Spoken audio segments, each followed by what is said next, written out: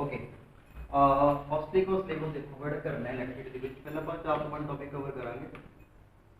ਇਹ ਜੋ ਸਭ ਤੋਂ ਇੰਪੋਰਟੈਂਟ ਟੌਪਿਕ ਕੀ ਆ ਡੈਟ ਇਜ਼ ਓਮ ਲੋ, ਠੀਕ ਹੈ। ਇਹ ਸਮਝਣਾ ਸਭ ਤੋਂ ਇੰਪੋਰਟੈਂਟ ਹੈ। ਇਹ ਤੋਂ ਤੁਹਾਨੂੰ ਇੱਕ ਕੁਐਸਚਨ ਆਊਗਾ ਓਮ ਲੋ और ਇਹਦੀ ਐਪਲੀਕੇਸ਼ਨ ਦੇ ਵਿੱਚ ਆਪਾਂ ਨੂੰ ਇਸ ਵਾਰ ਆਊਗਾ ਪਲੱਸ ਅਗਰ ਗੱਲ ਕਰੀਏ ਆ ਵਾਲੀ ਚੀਜ਼ ਰੈਜ਼ਿਸਟੈਂਸ ਸੀਰੀਜ਼ ਜਾਂ ਰੈਜ਼ਿਸਟੈਂਸ ਪੈਰਲਲ ਇਹਦੇ ਵਿੱਚ ਵੀ ਆਪਾਂ ਨੂੰ ਇੱਕ ਕੁਐਸਚਨ ਆਊਗਾ और इस एग्जाम पेपर आया कि ठीक है। तो आप फटाफट पहला की करते हैं ओम्स लॉ समझने कि ओम्स लॉ है क्या के अंदर क्या है। एक बार पहला खुद करते फिर हम रीड कर लेंगे साइड से।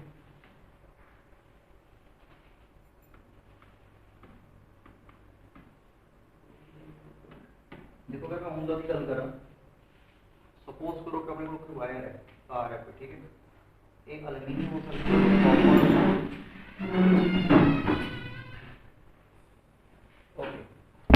सपोज मैं कि पहले एक बैटरी अप्लाई कर ठीक है बैटरी एक 10 वोल्ट दी अदा प्लस है की है माइनस और बैटरी बेसिकली बैटरी का काम क्या होता सर्किट दे विच भी जा रखियो कि बैटरी आ ये पोटेंशियल डिफरेंस अप्लाई करती है। पहली गल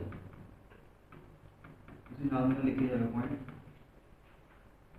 ये पोटेंशियल डिफरेंस अप्लाई करती है मतलब पोटेंशियल का डिफरेंस क्रिएट कर देती है। दूसरी गल जो बैटरी आ इस सर्किट के विच एनर्जी प्रोवाइड करती है। अगर पूछा गया कि but battery the source of energy battery basically energy provide करती है चार्जेस में ये ना किया और चार्जेस की करते हैं मूव करना स्टार्ट कर देते हैं। बैटरी केड़ी चीज नहीं हैगी सोर्स ऑफ चार्ज हम शहरे उड़ जा सकता बैटरी कदे भी चार्ज नहीं प्रोवाइड करती ये सिर्फ क्या करते हैं एनर्जी प्रोवाइड करती है जिसने किया चार्जेस क्या करते हैं मूव करते हैं ठीक है। आ चीज नहीं हैगी आ चीज हैगी हम देखो जो मैं ये क्रॉस वोल्टेज अप्लाई करती तार दे क्रॉस ठीक है तो जो पॉजिटिव साइड होंगी है ये हमेशा हाई पोटेंशियल होंगी है इनसे हमेशा हाई पोटेंशियल मानते हैं और जो नेगेटिव साइड है इनों से हमेशा मानते हैं लो पोटेंशियल।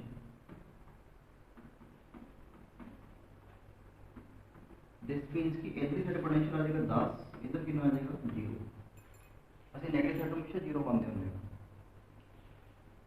और सीन क्या बनना है ओम लॉ है क्या अपन देखेंगे जब पहले वोल्टेज अप्लाई की थी तो ये अंदर ये इलेक्ट्रॉन ने ये देखो कहने फ्री इलेक्ट्रॉन्स इनके ऊपर की है एक फोर्स लगनी स्टार्ट हो गई इन्होंने की मूव करना स्टार्ट कर देना इधर फ्रॉम नेगेटिव टू पॉजिटिव उसका कारण की है क्योंकि नेगेटिव चार्ज क्या करोगे रिपेल करोगे और पॉजिटिव की करोगे अपने वाल खिंचूगा ठीक है। तो ये इधर इन्होंने मूव करना स्टार्ट करना और जो इलेक्ट्रॉन मूव करते हैं move they form current simple. Basically जो भी आप किसी भी वायर नाल जो भी कंडक्टर होएगी उसमें बैटरी जोड़ांगे तो उस वायर क्या बनना स्टार्ट हो जाएगा करंट ठीक है। ओम लॉ ने की किया सीगा कि जिस तरीके नाल जिद्दां तुसीं वोल्टेज ਵਧਾਉਂਦੇ ਜਾਓਗੇ मैं 10 तो कितनी कर देवां 20 या मैं 20 तो कितनी कर देवां 30 जिस तरीके नाल वोल्टेज ਵਧਾਉਂਗੇ उस तरीके नाल की करंट भी की करता जाऊगा बढ़ता जाऊगा। ये तो कहना क्या सीगा कि voltage is directly proportional to current that is Ohm law. यही ओम लॉ का स्टेटमेंट है तरीके voltage is directly proportional to current.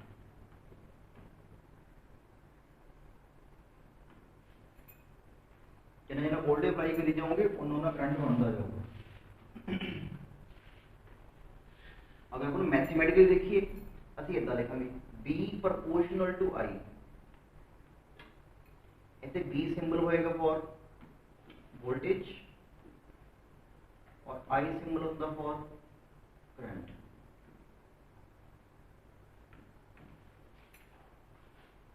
So this is the mathematical form of Ohm's law.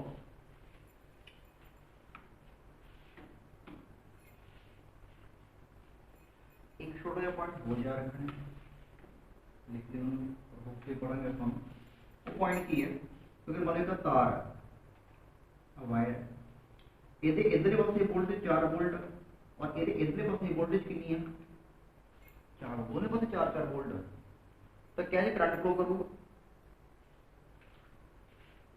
Condition की है कि एक पासे पोटेंशियल हाई होना चाहिए, दूसरे पासे क्या होना चाहिए लो, फिर जाके करंट फ्लो कर दे। दोनों पासे पोटेंशियल की है सेम है। अगर ऐसा आ गया तो करंट की वैल्यू भी नहीं हो जाएगी।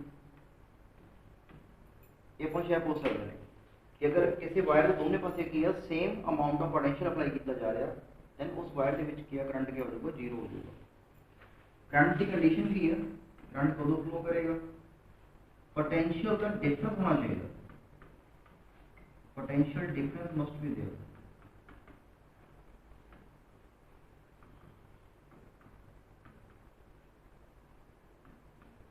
अगर पोटेंशियल डिफरेंस नहीं होएगा then there will be no current.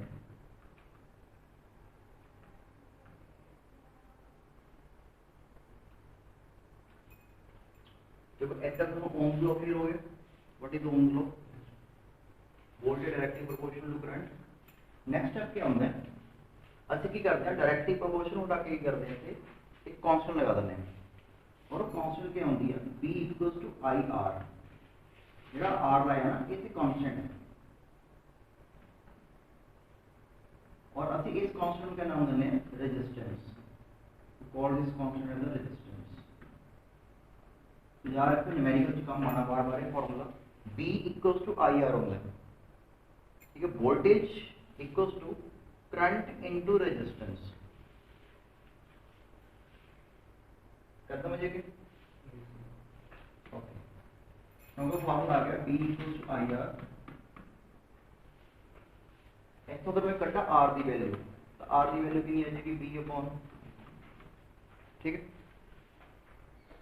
ऐसे क्वेश्चन पूछे आंदा बहुत कि अगर मान लो मैं कि सर्किट के विच वोल्टेज डबल कर दूँ, अगर मैं सर्किट की वोल्टेज का कर दूँ डबल, तो क्या उस सर्किट की रजिस्टर पर फर्क होगा।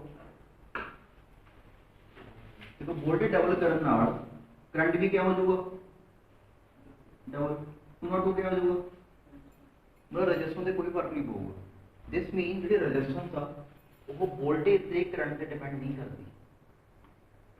ये नोट करो point, resistance does not depend upon, resistance does not depends upon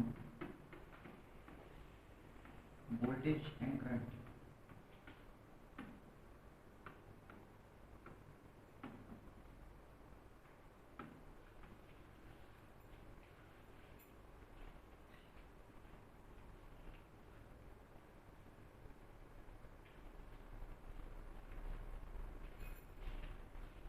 next चीज पर रेजिस्टेंस यूनिट बना लेना फटाफट। रेजिस्टेंस है वोल्टेज अपॉन करंट।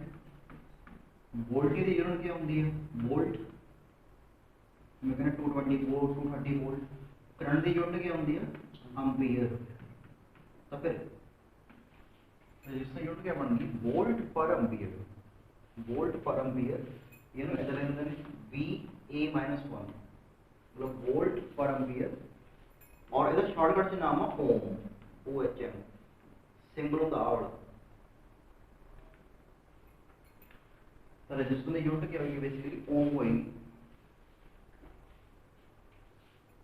जो कि वोल्टेज या वोल्ट पर एम्पीयर है।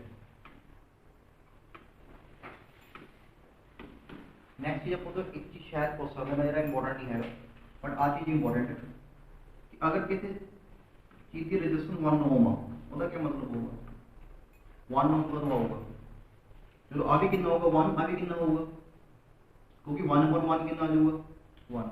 मतलब अगर मैं किसी चीज पर वोल्टेज की अप्लाई कर रहे हैं 1 वोल्ट और उससे करंट कितना फ्लो कर रहे हैं, अगर इतना हो रहा है तो वोल्ट पर रेजिस्टेंस नहीं बनी जाएगी 1 ओम। तो अगर मैं किसी चीज के ऊपर 1 वोल्ट अप्लाई किया मतलब तार है सौखा है, अगर मैं 1 वोल्ट लगाया ये करंट कितना फ्लो कर लग गया 1 एम्पीयर, यदि रेजिस्टेंस कितनी बनी जाएगी 1 ओम। हाँ जी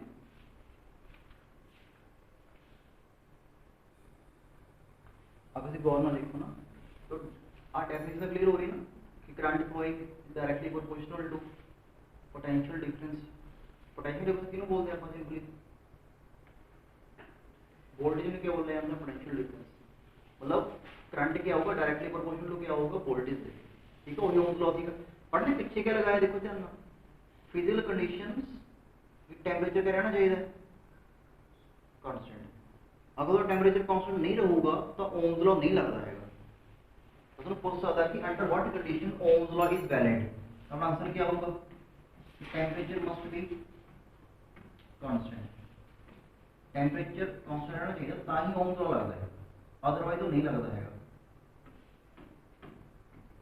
ये पॉइंट मार्क कर लो, इंपॉर्टेंट है for the validity of Ohm's law apply.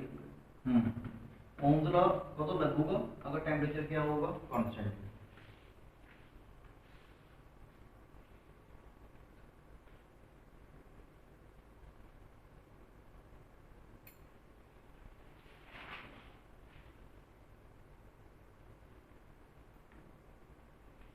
कर दीजिए, और लाइन टू लाइन पढ़ लेने हैं तो ज़्यादा बेटर होगा। ओके, नेक्स्ट ही देखिए, देखो आप ऑप्शन क्लियर हो गया कि बी अपॉन आई एक कांस्टेंट बराबर होगा, और उस कांस्टेंट का नाम लगता है रेजिस्टेंस आर। हाँ बन गया B equals to I R, यार आर इज द कांस्टेंट और इनको की बोलते हैं अपन रेजिस्टेंस। तो देखो ना इसे रेजिस्टेंस डिफाइन की हुई है,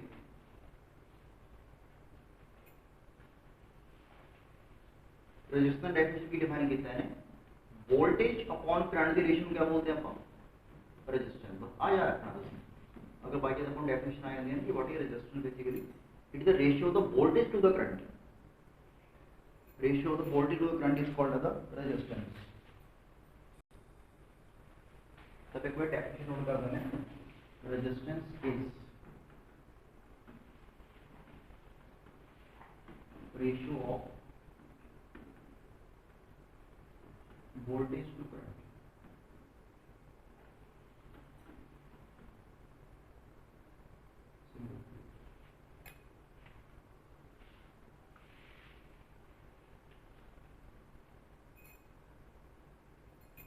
मैंने आगे लिखा है एन ए क्वेश्चन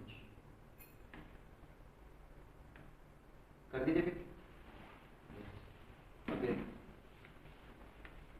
इनकी क्या आ गई है, उन्हें की कर रहे हैं रेजिस्टेंस को डिफाइन कर रहे हैं कि एक ओम रेजिस्टेंस कदों होगी। देखो ध्यान अगर पैराग्राफ फॉर्मेट है, ठीक है ना, कि वोल्टेज यूनिट क्या होती है, वोल्ट, और करंट की यूनिट क्या होती है, एम्पीयर। तो फिर रेजिस्टेंस यूनिट क्या बन जाएगी, वोल्ट पर एम्पीयर, जिन्हों पर क्या बोले ओम। ठीक है, नेक्स्ट है की कर रहे हैं कि 1 ओम कितना होगा, 1 ओम कदों कहांगे अपन, तो 1 ओम पर कदों कहांगे किसी चीज की रेजिस्टेंस। हाँ, जो वोल्टेज कितनी होगी, एक 1 वोल्ट, और करंट भी कितना होगा 1 एम्पीयर। ये कौन लिखे रही है, ये लिखने जोड़ते हैं दोबारा कि अगर किसी चीज पर 1 वोल्ट आया हुआ है और करंट कितना फ्लो कर रहा है 1 एम्पीयर, तो रेजिस्टेंस कितनी होगी 1 ओम। नेक्स्ट चलो आगे डेफिनेशन जब उन्होंने लिखे कि 1 ओम को 2 होगी। ठीक है, इस तो अलावा रेजिस्टेंस के बड़े यूनिट्स भी ने, बट आप सिर्फ एक याद करनी है, वो है कि आवर इन्हें बोलते हैं किलो ओम। 1 किलो ओम ਦੇ ਵਿੱਚ बेसिकली 1000 ओम होंगे, बस आ याद करना सी, अगर बाई चांस बहुत पूछा जाए 1 किलो ओम ਦੇ ਵਿੱਚ कितने ओम होंगे ने 1000। हाँ पार्ट पर छड़ देना, इंपॉर्टेंट नहीं है बिल्कुल भी कंडक्टेंस वाला। वैसे अगर आंदा भी आ तो सिंपल रेसिप्रोकल ऑफ रेजिस्टेंस क्या बोलते हैं अपन, कंडक्टेंस। रेजिस्टेंस उल्टा कर दो तो क्या बढ़ जाती है, कंडक्टेंस। नेक्स्ट पॉइंट ध्यान दें, आप बहुत इंपॉर्टेंट है ग्राफ।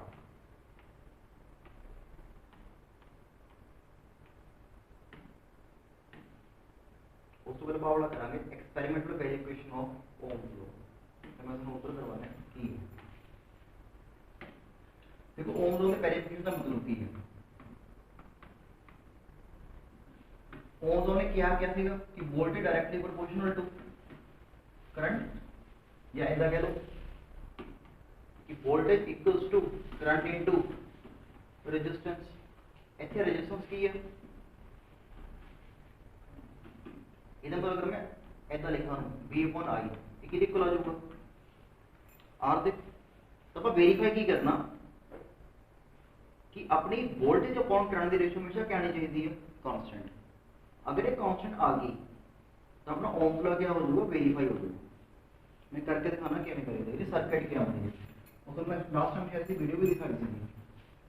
सर्किट में ट्रा करनी है, एक कोई भी रेजिस्टेंस लेना है, ये वैल्यू नहीं होगी R। ये जो ऊपर किया एक वोल्ट मीटर अटैच कर देना है B, और ਇਹਦੇ ਨਾਲ ਕੀ ਹੈ ਕਿ एमीटर अटैच कर देना A, और एक अटैच कर देनी है बैटरी, और इधर अटैच करनी T, और इसे अटैच करने के रियोस्टेट। रियोस्टेट पता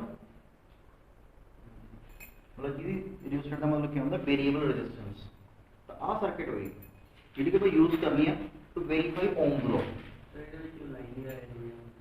आ लाइन ते एरो, हाँ जी, मतलब कि वो रियोस्टेट है।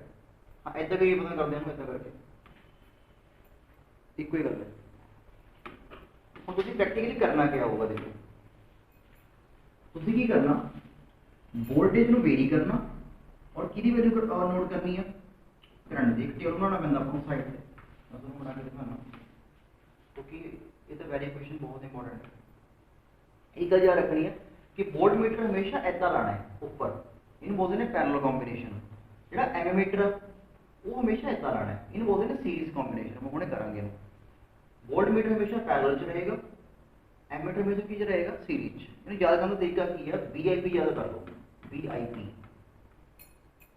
VIP मतलब वोल्ट मीटर इन पैरेलल, तेरा शॉर्ट फॉर्म बन गया VIP।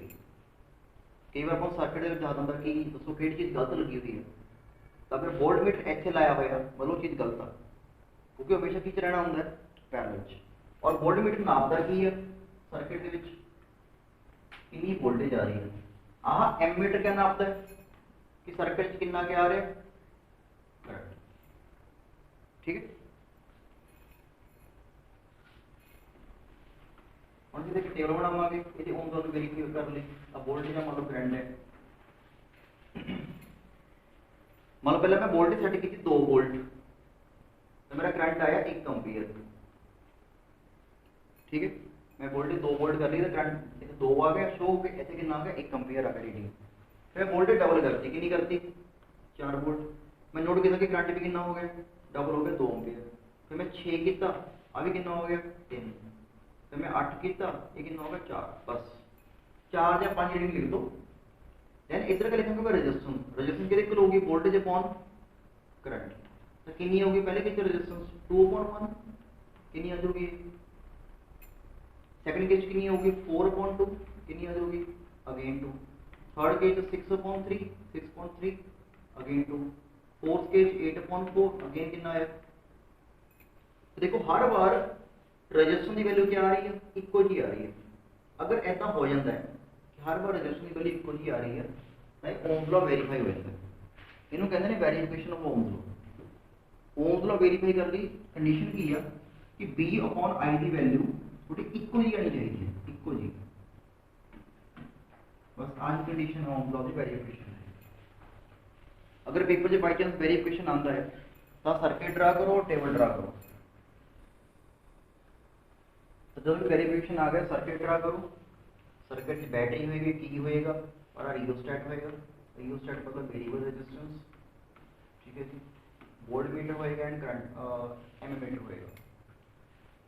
देन अगली चीज मेरे को पता करनी है जो इंपॉर्टेंट है वो है ग्राफ। ये ग्राफ 2 तरीके ना बनते हैं, वो देखना पड़ा है कर लो आगे। ये आप हमने टेबल बनाया ऐसा करके कि भी आप वोल्टेज है आ करंट है, क्या मतलब रहेगा थोड़ा 2 1 4 2 6 3 8 4 और हर बार डिवाइड करके तो मिला रहा है 2 2 2 2 मतलब रेजिस्टेंस की वैल्यू। ਅਸੀਂ ग्राफ 2 तरीके ਨਾਲ ਬਣਾ ਸਕਦੇ ਹਾਂ। एक कितनी बना सकते हैं वोल्टेज वर्सेस करंट का ग्राफ। ਜਿਹੜੀ चीज y एक्सिस ਤੇ ਹੁੰਦੀ ਹੈ ਉਹ ਹਮੇਸ਼ਾ ਅੱਗੇ ਰੱਖਣੀ ਹੁੰਦੀ ਹੈ। वोल्टेज वर्सेस करंट का ग्राफ। दूसरा ग्राफ क्या बन सकता है, करंट वर्सेस वोल्टेज का। पता है दो ग्राफ बनते हैं। वोल्टेज वर्सेस करंट का मतलब क्या होगा कि ਆਪਾਂ ਇੱਥੇ ਥੋੜੇ ਕਿਹੜੀ ਵੈਲਿਊ ਰੱਖਾਂਗੇ, ਕਿਹਦੀ ਵੈਲਿਊ ਰੱਖਾਂਗੇ, ਵੋਲਟੇਜ ਦੀ ਕਰੰਟ ਦੀ। ਅੱਜ ਕਿੰਨੀ ਵੈਲਿਊ 2, ਇੱਥੇ ਕਿੰਨੀ ਦੁਬਾਰਾ ਹੈ 4, ਫਿਰ ਕਿੰਨੀ ਹੈ 6, ਫਿਰ ਕਿੰਨੀ ਹੈ ਇੱਥੇ ਮੈਂ ਕਿਹਦੀ ਵੈਲਿਊ ਰੱਖੂੰਗਾ नीचे करंट की, कितनी है 1 2 3 and 4। देन ग्राफ तो बनाना होता है। देखो चलो वोल्टेज 2 आ, दोस्तों में करंट कितना है 1, मेरा कॉमन पॉइंट का लग जूगा, अलग जूगा कॉमन पॉइंट। देखो 4 आ, तो दी वैल्यू कितनी है 2, आ कॉमन पॉइंट लग जूगा। 3 आ, तो दी वैल्यू कितनी है 6, तो आ कॉमन पॉइंट लग जूगा। 8 और 4 क्या लग जूगा। जब वो सारे कॉमन पॉइंट मीट करांगे एक स्ट्रेट लाइन बन जूगी। तो ओम लॉ ਦੇ ਵਿੱਚ ਜਿਹੜਾ ਗ੍ਰਾਫ ਆਉਂਦਾ, ਚਾਹੇ ਉਹ ਵੋਲਟੇਜ ਵਰਸਸ ਕਰੰਟ ਦਾ ਆਵੇ, ਚਾਹੇ ਉਹ ਕਰੰਟ ਵਰਸਸ ਵੋਲਟੇਜ ਦਾ ਆਵੇ, ਹਮੇਸ਼ਾ ਸਟ੍ਰੇਟ ਲਾਈਨ ਆਉਂਦਾ।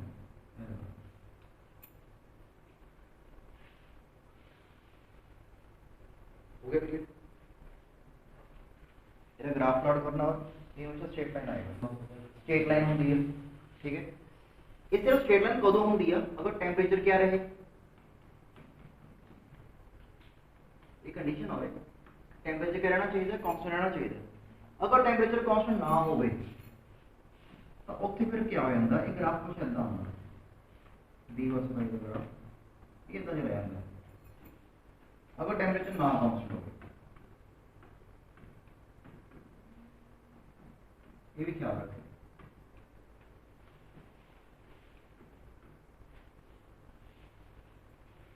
अगर टेंपरेचर कांस्टेंट हो सीधा जाऊगा, अगर टेंपरेचर नहीं कांस्टेंट में बढ़ता जाऊगा तो कौन जाऊगा।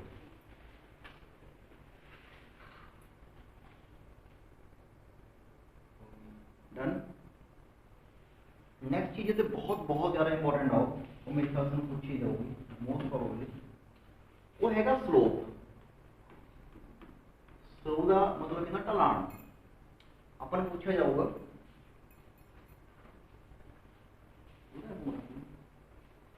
कि इस वोल्टेज वर्सेस करंट ग्राफ जो स्लोप आऊगी वो किहदी वैल्यू दसदी है, ਇਹਦੀ ਆਪਾਂ स्लोप ਕੱਢਾਂਗੇ। ਹੁਣ स्लोप ਕਿਵੇਂ ਕੱਢੀ ਦੀ ਆ, y ਨੂੰ ਕਿਹਦੇ ਨਾਲ ਡਿਵਾਈਡ ਕਰੀਦਾ x ਨਾਲ। अगर मैं b ਨੂੰ i ਨਾਲ ਡਿਵਾਈਡ करूँ तो क्या होगा, आ देख r नहीं आ जाएगी, r किहदे बराबर होती है b अपॉन। तो इस ग्राफ की जो स्लोप अपन दसूगी वो किहदी वैल्यू दसूगी अपन रेजिस्टेंस की। बस ख्याल रखना है कि जो वोल्टेज वर्सेस करंट ग्राफ की स्लोप होगी अपन किहदी वैल्यू दसूगी रेजिस्टेंस की। बट यदि करंट वर्सेस वोल्टेज का ग्राफ होगा वो अपन किहदी वैल्यू दसूगी, उल्टा हो गया ना, तो स्लोप भी उल्टी हो जानी है। ये अपन कितनी वैल्यू दसूगी 1 अपॉन रेजिस्टेंस दी। वोल्टेज वर्सेस करंट दसूगा रेजिस्टेंस दी वैल्यू, करंट वर्सेस वोल्टेज का ग्राफ दसूगा अपन 1 अपॉन रेजिस्टेंस दी वैल्यू, उल्टा रहना 1 अपॉन r। और ए सिंपल तुम r दी वैल्यू दस रहा, इस में कितनी वैल्यू दसूगा 1 अपॉन r। ये लिखते हुए इंपॉर्टेंट है, ये पूछा है सर।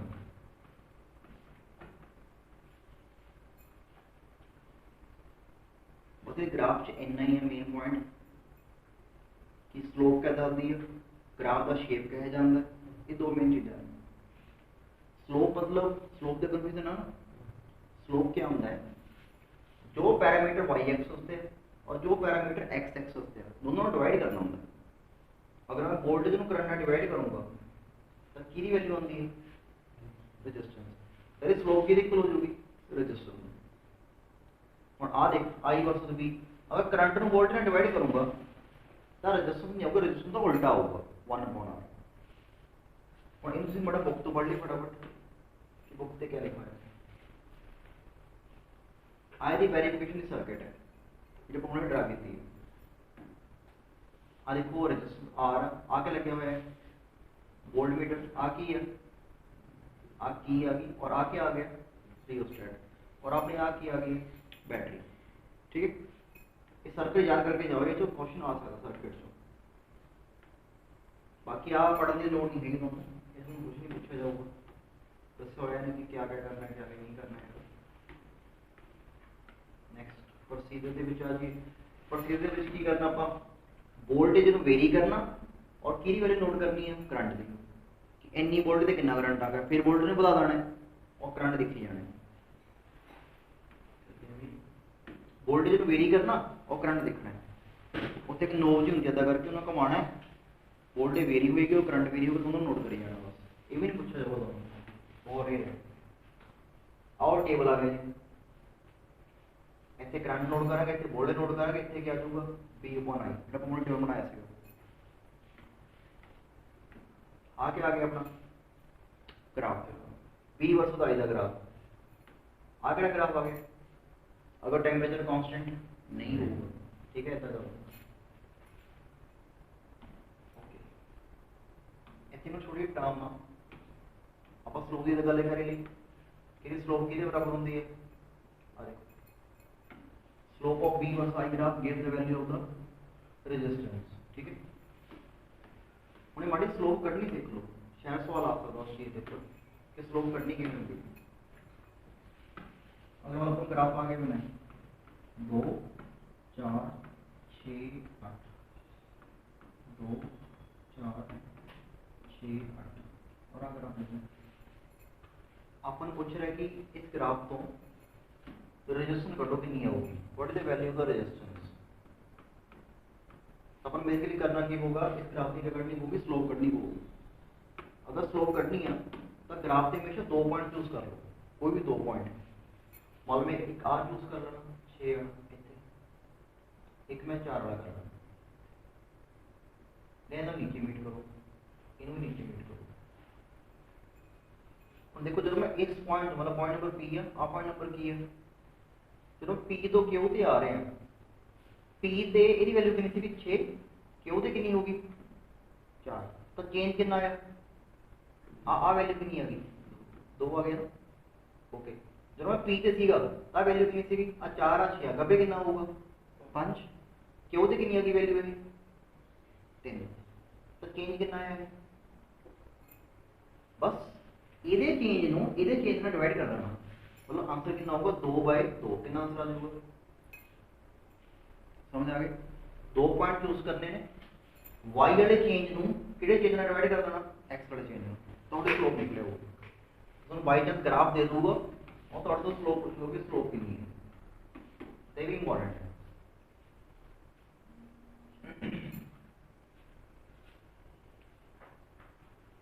कर दो आगे।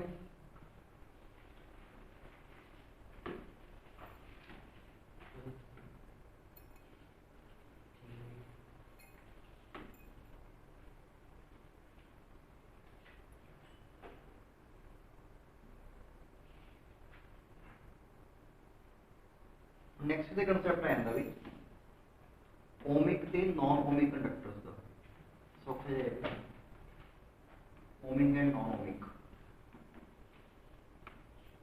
ਓਮਿਕ ਕਿਹਨੂੰ ਬੋਲਦੇ ਆਪਾਂ, ਜਿਹੜੇ ਕੰਡਕਟਰਸ ਓਮਸ ਲਾਅ ਨੂੰ ਓਬੇ ਕਰਦੇ ਨੇ, ਜਿਹੜੇ ਮਤਲਬ ਓਮਸ ਲਾਅ ਨੂੰ ਮੰਨਦੇ ਨੇ। ਤਾਂ ਨਾਨ ਓਮਿਕ ਕਿਹੜੇ ਹੋਣਗੇ, ਜਿਹੜੇ ਕਿ ਓਮਸ ਲਾਅ ਨੂੰ ਫੋਲੋ नहीं करते ਹੈਗੇ। बस आ सिंपल डेफिनेशन है ना, does not follow Ohm law.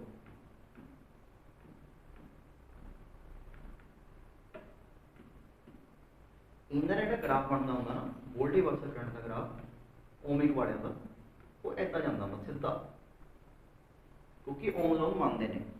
जो इनका ग्राफ जाता होगा वोल्टेज वर्सेस करंट का, वो थोड़ा ऐसा जाता है इस तरीके, बिकॉज यही ओम लॉ नहीं मानते हैं। अगर ग्राफ सीधा आ रहा मतलब ओम लॉ मान रहे हैं, अगर ग्राफ सीधा नहीं आ रहा तो ओम लॉ नहीं मान रहे हैं। अगर आप शुरू कर बिल्कुल थलो ऐसा जाना, नॉन ओमिक की एक उदाहरण याद करनी है, बस वो याद करनी है डायोड, और कुछ याद नहीं करना। डायोड नॉन ओमिक की एक उदाहरण याद करने डायोड, और ओमिक के तो सारे आगे थोड़े, कॉपर हो गया, अलुमिनियम, सारा कुछ आ गया। हाँ एग्जाम्पल ओमिक से नॉन ओमिक।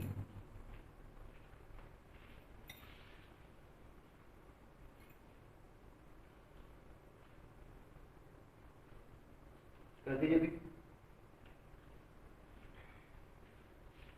ये भी ख्याल रखे इम्पोर्टेंट फॉर को सिंबल के बच्चे मेंशन होया नहीं होया, वैसे शायद ये पास आ गया किसी क्वेश्चन को चेंज करके हो। ओमिक ते non ohmic. Okay next area एक बार बुक तो पढ़ लो ओमिक ते नॉन ओमिक ओमिक नु फिर पक्के चलो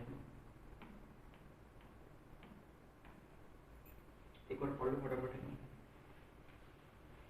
देखो the conductor which obeys Ohm the law और कॉल्ड एज ओमिक, ठीक है। एग्जांपल्स सिल्वर एल्यूमिनियम कॉपर वगैरह सारा कुछ। देन केड़े आ गए अपने non ohmic which do not obey Ohm the law, ठीक है। जिवें एलईडी हो गई, सोलर सेल हो गया, डायोड हो गया। अब मेन के क्या रखनी है इत्थे डायोड, हो सकता है एलईडी भी याद कर लो, अड़िया एलईडी लगी हुई है सामने, ठीक है। ये भी नॉन ओमिक होंगे। और द ग्राफ किवें जाऊगा कर्व।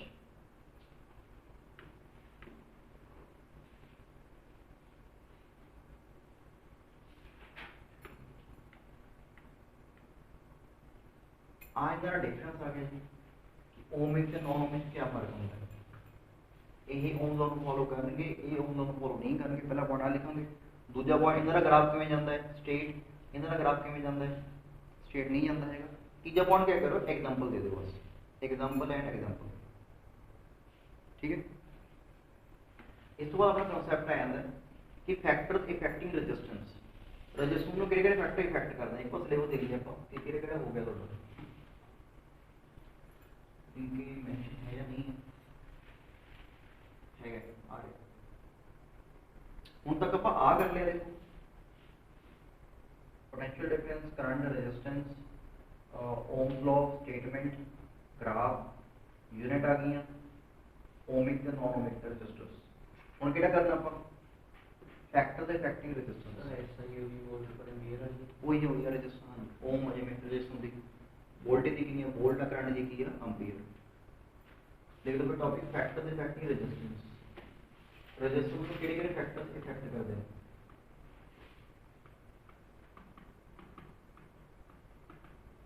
मेन 10 फैक्टर नहीं ओके फटाफट लिस्ट कर लेने। पहले तरह की चीज दिमाग में रखनी है रेजिस्टेंस बढ़ती क्यों है। ये अपन पूछा ऐसा अगर क्वेश्चन साइड से कि what is the cause of resistance, resistance बढ़ने का कारण क्या है। बहुत सौखा है मतलब तार तो तार दे विच इलेक्ट्रॉन भी होंगे जिन्हें नेगेटिव चार्ज होंगे और तार के ऊपर पॉजिटिव भी होंगे, ठीक है। मतलब प्लस चार्ज माइनस चार्ज दोनों होंगे तार दे विच। मैं की कीता इहदे ते बैटरी अप्लाई कर दी मतलब 20 वोल्ट की बैटरी अप्लाई कर दी तो आप साइड से केड़ा चार्ज आ जाऊगा पॉजिटिव, आप साइड से केड़ा चार्ज आ जाऊगा वो क्या नेगेटिव ने जुड़ी हुई है, आगे जुड़ी हुई है पॉजिटिव। आप प्लस इस प्लस नु की करूंगा रिपेल करूंगा और इस माइनस नु की करूंगा अपने वाल खिंचूगा तो इलेक्ट्रॉन इधर मूव करनगे और प्लस किधर जाणगे इधर। समझ आ गई गल। ਹੁਣ जब आपस ਵਿੱਚ ਆਪੋਜ਼ਿਟ मूव कर रहे इदां ਕਹਿੰਦੇ ਜੀ ਕੋਲੀजन ਹੋਣਗੇ। ਸਮਝਦੇ ਕੋਲੀजन टक्कर आ ਜਦੋਂ ਕੋਲੀजन ਹੁੰਦੀ ਆ ਤਾਂ ਇਹਨਾਂ ਦੀ એનર્ਜੀ क्या हो जाती है घट जाती है और उस चीज ਨੂੰ ਕੀ बोलते हैं रेजिस्टेंस। रेजिस्टेंस का कारण की है जब आप एक लाइन लिखना होवे collision, collision between the charges. ये दा कारण कि चार्ज दे विच क्या होंदा कोलिजन होंदा जिहदे करके की है एनर्जी डिक्रीज हो जाती है। अगर एनर्जी डिक्रीज हो रही है इसका मतलब करंट भी क्या हो जाएगा डिक्रीज हो जाएगा। करंट बेसिकली इलेक्ट्रॉन की एनर्जी में कहा जाता है। जिन्नी कोलिजन होणगियां उन्नी रेजिस्टेंस बढ़ूगी और उन्ना करंट क्या करूगा घटूगा। बस आ चीज ख्याल रखनी है। लग गया समझ what is the cause of resistance आप अप्लाई करने और ना इसे इन्हें गर्म होना स्टार्ट हो जाना। तुम पता हो जो किसी करंट निकलता है वो चीज गर्म हो जाती है। ਹੁਣ गर्म भी काते होंगी है बिकॉज ऑफ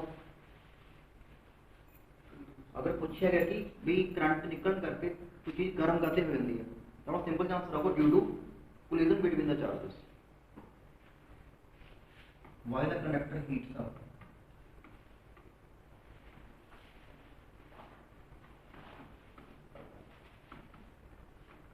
आंसर जाएगा ड्यू टू कोलिजन या कह रहा ड्यू टू रेजिस्टेंस थोड़ी मर्जी मेरा मर्जी लिख due to collision between charges resistance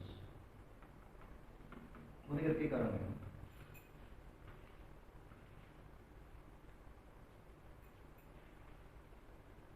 ਇਸ ਤੋਂ ਬਾਅਦ ਅਗਲੀ ਚੀਜ਼ ਕਿ ਕਿਹੜੇ ਫੈਕਟਰ ਦੇ ਰੈਜ਼ਿਸਟੈਂਸ ਡਿਪੈਂਡ ਕਰਦੇ ਆ तो मेन थोड़े चार फैक्टर ने कर देंगे पहला फैक्टर है जी लंबाई थोड़ी तार की लंबाई कितनी है दूसरा फैक्टर है तार का एरिया कितना है तीजा फैक्टर है तार का टैंपरेचर कितना है जी तार के विधि करंट निकल रहा है चौथा फैक्टर है तार का नेचर ऑफ मटीरियल की है कि तार किस चीज़ की बनी हुई है ये चार फैक्टर हैं जो कि रेजिस्टेंस जिसे डिपेंड करती है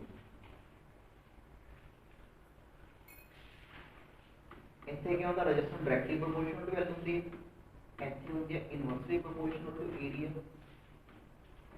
डायरेक्टली प्रोपोर्शनल टू टेंपरेचर इस चीज़ का मतलब की है वो समझ लो कि अगर मैं लंबाई बताऊंगा तो रेजिस्टेंस भी क्या करूँगी बढ़ूगी तो मतलब की डायरेक्टली प्रोपोर्शनल लेंथ है बट अगर मैं एरिया बताऊंगा तार में मोटा करूंगा तो रेजिस्टेंस क्या करूंगी घटूगी अगर पूछेगा कि इतना क्यों हो रहा है तो एक सिंपल आंसर देना उसने पूछा कि लंबाई बढ़ाए थे रेजिस्टेंस क्यों बढ़ती है तो सिंपल आंसर देना कि due to increase in collisions लंबाई बढ़ाना क्या हो जाता कोलिजन के विच की वाधा हो जाता है कोलिजन बढ़ने स्टार्ट हो जाता है अगर पूछा जाता कि भाई resistance increase with the increase in length अगर पूछा गया कि एरिया बढ़ाने से रेजिस्टेंस क्यों घटती है तो अपना आंसर क्या होगा due to decrease in collisions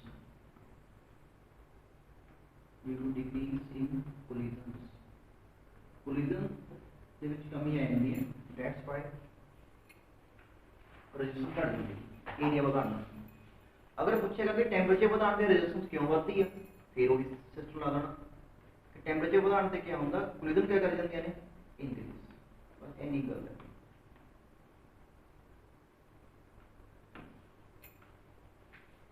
तीन फैक्टर दिमाग रखने length area temperature nature of material ਦੇ ਵਿੱਚ ਕੀ ਆਇਆ ਤਾਂ ਤੁਹਾਡਾ ਜਿਹੜਾ ਮਟੀਰੀਅਲ ਆ ਉਹ ਕੰਡਕਟਰ ਹੈ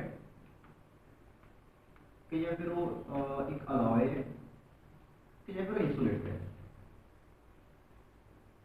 कंडक्टर की रेजिस्टेंस सब तो घट होंगी सब तो घट रेजिस्टेंस कंडक्टर की होंगी अलॉय की उदों वध और इंसुलेटर की सब तो ज़्यादा होंगी ये ख्याल रखें कंडक्टर की सब तो घट उदों वध अलॉय की सब तो वध की होंगी है इंसुलेटर थोड़े सिलेबस अलॉय सिर्फ एक ही है वो है नाइक्रोम याद रखें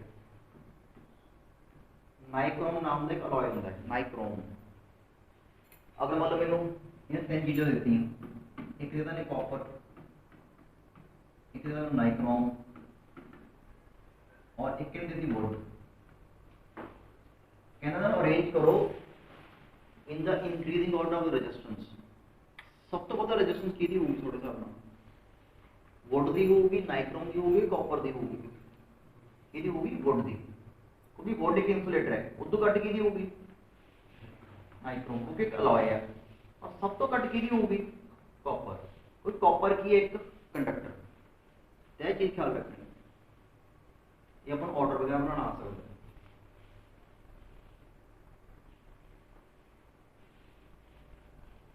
एक लास्ट पॉइंट से नोट कर लें जिसमें मतलब लेंथ को 2 गुना बढ़ा रहे हैं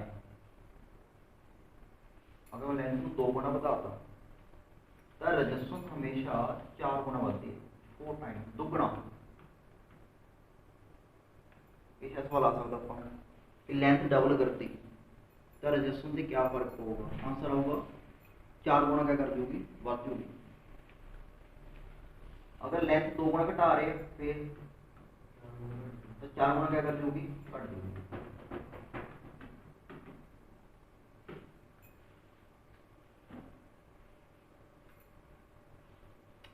फैक्टर्स क्लियर हो गए रेजिस्टेंस के एक बार फटाफट इसको पढ़ लो बुक देखो ओके ने बुक तो इनके परवाना अपन आ देखो पहला का नेचर दूसरा लेंथ तीसरा थिकनेस थिकनेस मतलब एरिया ठीक है थिकनेस मतलब एरिया है चौथा क्या आ गया कंडक्टर पहला आ गई मटीरियल की गल कि वह मटीरियल कहा जाए सिल्वर आ कॉपर आ अलमीनीयम आ ये सारे क्या ने थोड़े कंडक्टर ने बट कुछ क्या होंगे इंसुलेटर उन्हें रेजिस्टेंस क्या होगी वुड हो गया ग्लास हो गया रबड़ हो गया इनकी रेजिस्टेंस बहुत ज़्यादा होगी ठीक है। देन आ गया length of the conductor in a long conductor number of collisions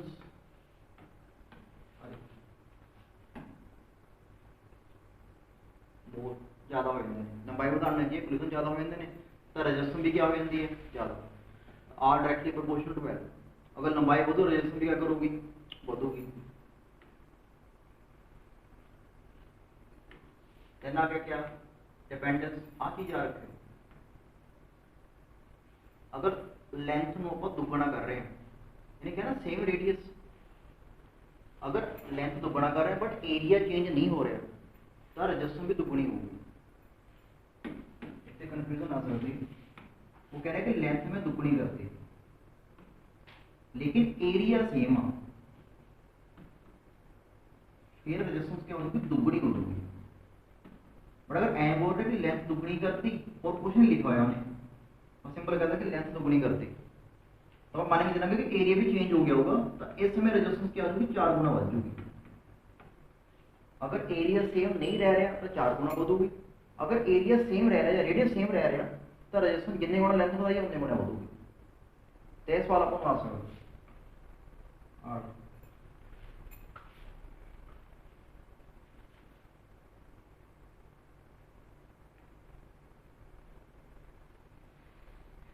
लिख लीजिए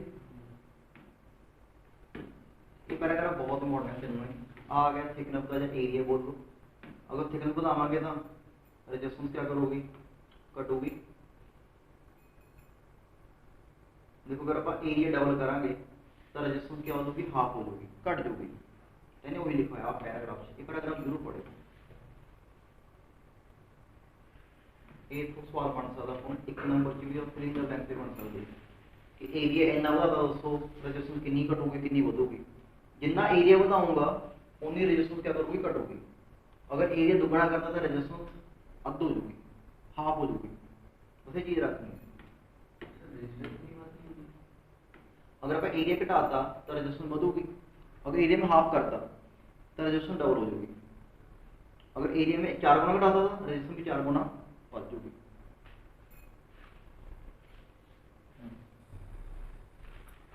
आगे टेम्परेचर की गल लगी अगर टेम्परेचर बढ़ावांगे तो नंबर ऑफ कोलिजन क्या करनी है इंक्रीज और रेजिस्टेंस भी करोगे इंक्रीज। हाँ जी इसे बहुत इंपॉर्टेंट है अगर आप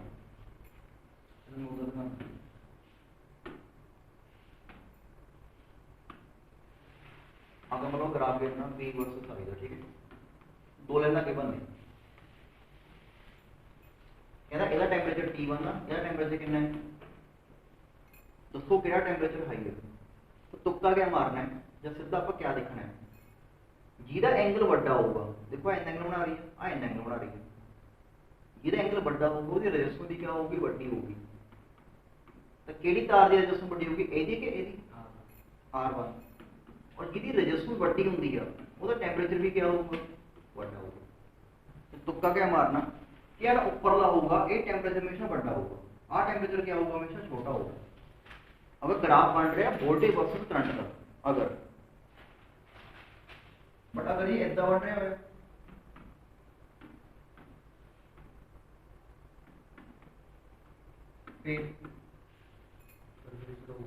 फिर उल्टा कर देना नीचे टेम्परेचर बड़ा होगा और ऊपर टेम्परेचर क्या होगा छोटा होगा। कह लो कि नीचे रेजिस्टेंस छोटी होगी और नीचे रेजिस्टेंस बड़ी होगी ऊपर छोटी होगी बस आ चीज के ऊपर पूछी जा सकती है। R2 बटा हुआ अगर I वर्सेस B आ गए ठीक है इतने थोड़ा ओम्स वाला बिल्कुल खत्म हो जाएगा या जेड़ा ओम्स वाला मीटर टॉपिक कर दिए कि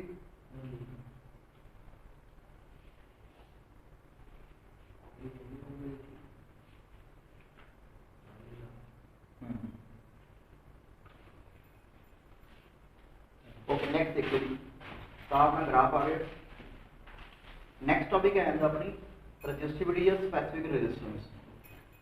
ये बड़ा समझ लो सौखा है।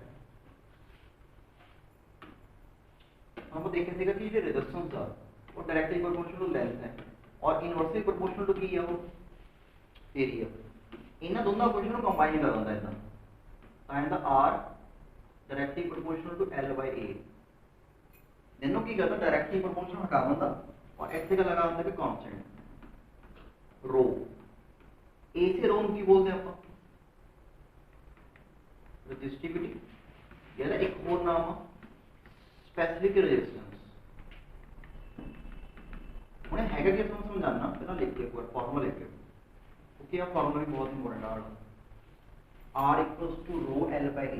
L लंबाई है, A area, rho resistivity, R की है रेजिस्टेंस ऑफ P की रेजिस्टेंस सॉरी रेजिस्टिविटी। रेजिस्टिविटी या एक और नाम स्पेसिफिक रेजिस्टेंस।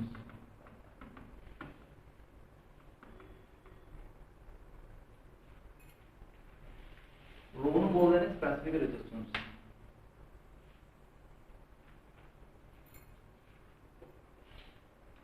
मान लो यार मीनिंग किया, मीनिंग समझने बड़ा है। मान लो तो 10 सेंटीमीटर लंबी तार, इधर एरिया हैगा 1 सेंटीमीटर स्क्वायर और 10 सेंटीमीटर लंबी तार की रेजिस्टेंस आ गई 50 ओम आ गई 10 सेंटीमीटर लंबी तार की। असं की करना है, इधर सिर्फ 1 सेंटीमीटर लेना है, 1 सेंटीमीटर इन्ना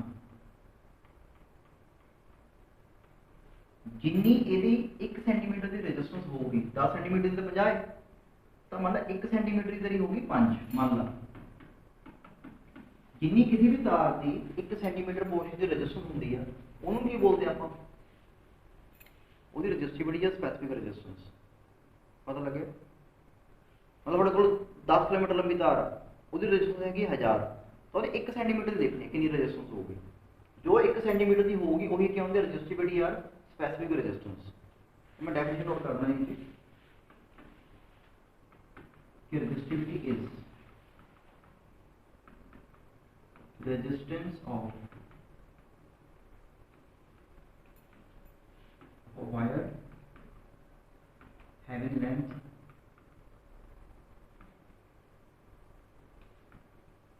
1 centimeter and area 1 centimeter square।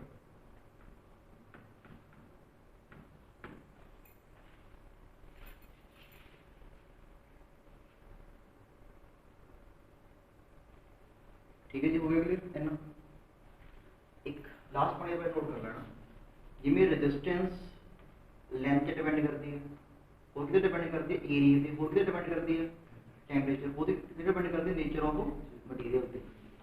Ji resistivity है ना ये सिर्फ टेंपरेचर ते नेचर ऑफ मटेरियल पे डिपेंड करती है। लेंथ एरिया ना चेंज नहीं करती है कि स्टार वाले पॉइंट के ऊपर रेजिस्टिविटी या स्पेसिफिक रेजिस्टेंस लेंथ और एरिया का फंक्शन नहीं हैगी। लेंथ चाहे दुगनी कर दे तिगनी कर दे एरिया बढ़ा दे घटा दे इनू कोई फर्क नहीं पैंदा है रेजिस्टिविटी में। ये सिर्फ टेंपरेचर और नेचर ऑफ मटेरियल पर डिपेंड करती है।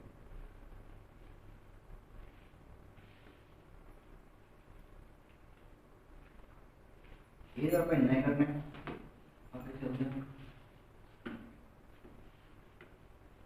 तो मैं फैक्टर 10 से किहड़े फैक्टर डिपेंड करती है आकर की लोड नहीं है कनेक्टिविटी सिलेबस का पार्ट नहीं है। और देन आप कर लेंगे कॉम्बिनेशन ऑफ रेजिस्टेंस। तुसी लास्ट टाइम कितना भी होए और ज्यादा series parallel combination of resistance. मतलब मेरे को एक तो बहुत रेजिस्टेंस ने रेजिस्टेंस को रिप्रेजेंट किवें करते होंगे कोई गल ऐसा क्या सिंबल है रिप्रेजेंट करने का। रेजिस्टेंस मान लो R1 इधर रेजिस्टेंस क्या मान लो R2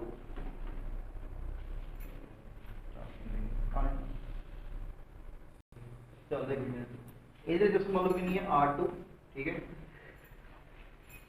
इन्होंने सीरीज में जोड़ देंगे आप इधर जोड़ देंगे। देखो यार अगर एंड टू एंड लग गया होवे आ केड़ा कॉम्बिनेशन है सीरीज अगर ऐसा लगे हो ये कॉम्बिनेशन होता है पैरेलल। ठीक है, ऐसे इधर कर दें।